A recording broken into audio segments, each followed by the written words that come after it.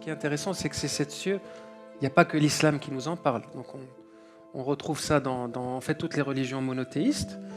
Après, je pense que c'est plus en lien avec la symbolique du chiffre. Parce que du coup, c'est vraiment une fonction mentale que de mettre des paliers.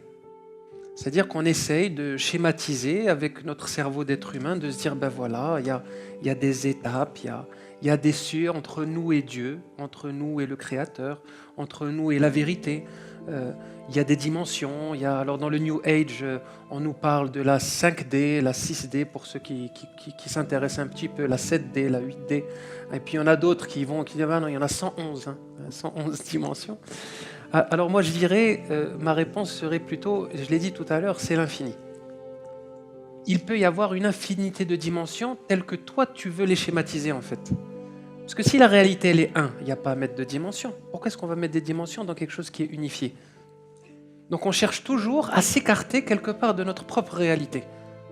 Si nous baignons dans le 1 quantique, même dans physique on arrive, on baigne dans un vide quantique qui finalement permet à ce que toutes les expressions de la vie sur Terre et dans l'univers soient connectées comme un grand tout.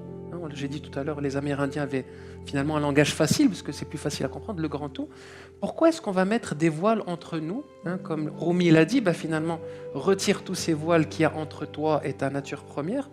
Pourquoi est-ce qu'on mettrait des cieux, des dimensions, des étapes C'est toujours une façon, quelque part, que l'être humain, et je ne sais pas par rapport à la religion, c'est en général, a besoin de se prouver à lui-même qu'il est toujours séparé.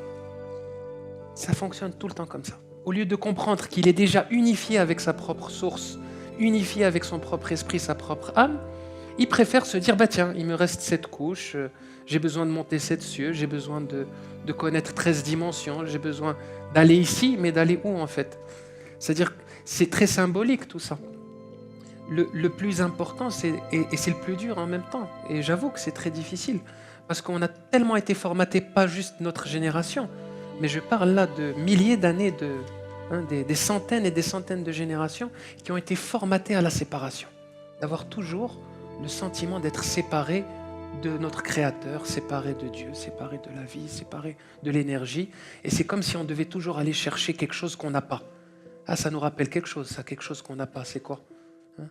C'est la peur de manquer. On est toujours dans le manque. Parce que voilà, on a connu le manque. L'être humain, dès sa conception, a vécu le manque.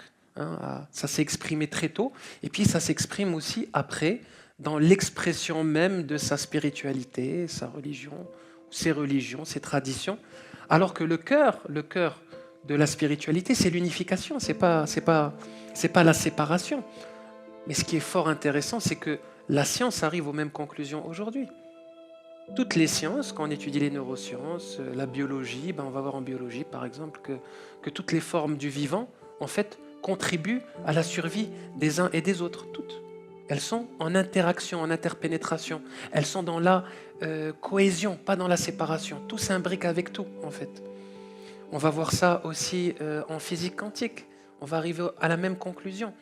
Et du coup, on est toujours dans ce monde illusoire dans lequel on veut croire, comme quoi nous sommes séparés, nous sommes isolés, nous sommes lointains, alors que non. La réalité, elle est là, elle est en toi. Et c'est ça, en fait, le message que j'essaie de porter au maximum. C'est il faut vraiment l'intégrer. C'est que ce 1-là, cette énergie, elle est en toi. Il n'y a ni cieux qui te séparent de ça, ni couche, Elle est là. C'est juste que... Et c'est le plus dur à comprendre, en fait. Et d'ailleurs, il y a un soufi que j'aime beaucoup, qui s'appelle Muhyiddin ibn Arabi, qu'on appelle le Cheikh al-Akbar dans le soufisme, et qui dit, en fait, sa lumière, elle est tellement forte, il est tellement proche de toi que tu ne peux pas le voir, en fait. L'énergie de cette vie, de ce divin, c'est tellement omnipotent, tellement omniprésent qu'on n'a pas la capacité de le voir avec nos sens, de le comprendre, de l'appréhender. Mais c'est ça la réalité, c'est qu'on est dedans. Alors on s'invente plein d'histoires pour se justifier qu'on n'est pas dedans et qu'on doit y arriver.